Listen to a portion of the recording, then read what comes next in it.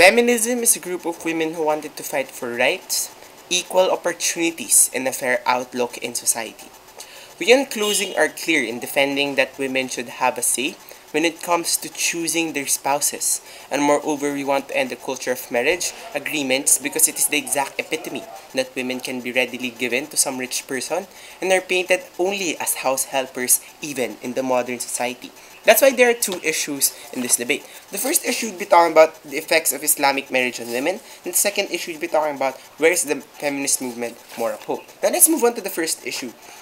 Opening government talks about in this issue that, well, there are stereotypes of house that women are just housewives, that they just care for babies, they're just cooking, and they're just cleaning. Where when and they also told us in their second analysis that, well, rights are trampled because women are just being deal are just being negotiated upon by parents, and where women don't really have a choice for their spouses. This is where closing government extended to the debate when we're talking about the root effects on what are on a macro perspective, laying down the harms and explaining why this is exactly important when we talk about the more burdens that the modern society woman can experience. And moreover, we say, Mr. Speaker, when we talk about laying down the foundation of the feminist movement, which is not exactly the kind of paradigm that Islamic culture is present on. And opening opposition was actually conceding to us that, well, they agree that oppression on women in marriage do happen when we talk about fixed marriage. That's why when they talked about the running away argument, we say, Mr. Speaker, that on that level alone, they were already giving us a hint that, number one, women do get oppressed in fixed marriages, and number two, we say, Mr. Speaker, there's something wrong with that culture, but it's the exact argument of opening opposition. So thank you, opening opposition, for that. But let's actually respond to the clash point made by opening opposition, because this is the only clash point that they talked about. That we should follow the culture because it quote unquote benefits them, which is something that we haven't heard from government side. Let's assume that there were benefits presented. They talked to us about benefits, that, well, these benefits are worth dying for, these benefits are worth dying for, and on the same breath, they tell us that women can just run away because they have free will. That's something, those already on the onset are two contradicting values which we don't understand from side opposition. That's why you should penalize them on that. But you say, Mr. Speaker, let's still assume that running away was a benefit. We say, Mr. Speaker, running away is already painted in Islamic culture as immoral.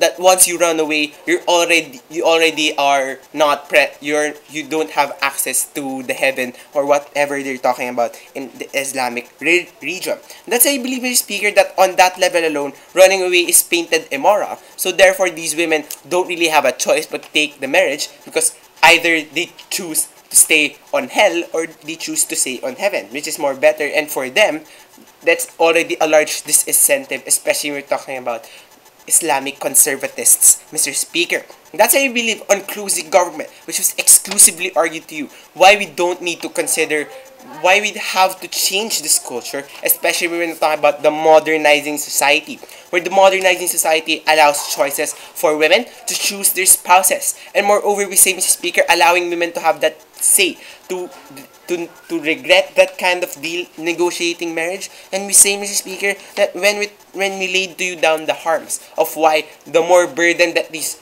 women can experience when this culture isn't removed is something that's actually against the feminist principle, which will be more talked about on the second issue. This is where closing opposition exactly argued to you that, well, the benefits of reaping from a rich guy can be exposed and can be reaped upon, and these parents can agree that, well, we're giving our child to some good man or whatnot.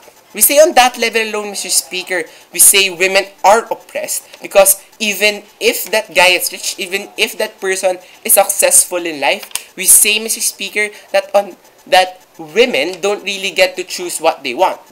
Because if they really want a rich guy to begin with, Mr. Speaker, then they can just seek him individually with their own opinion and with their own choices, but not necessarily having to negotiate them and being stuck with them with their whole life. That's why I believe, Mr. Speaker, that on the level of Islamic marriage's effects on women, there's already oppression present. So when we're talking about the versions of truth, we say, Mr. Speaker, government tells you the truth that Islamic marriages are Islamic marriages oppress women on the level of stereotypes and on the level of rights, Mr. Speaker. That's why I believe that on the standards that we give you from side closing government, we say Islamic marriages doesn't fit in the feminist standard. Let's move on to the second issue, where we talked about where is the feminist movement more uphold. This is where opening government tells us that, well, if they can choose, if we remove this kind of marriage, then they can choose for themselves. Where open opposition actually says just like the same, but only they argue that, well, you have rights, that's why we don't need to remove the marriage, but you can just run away, which is something that I already have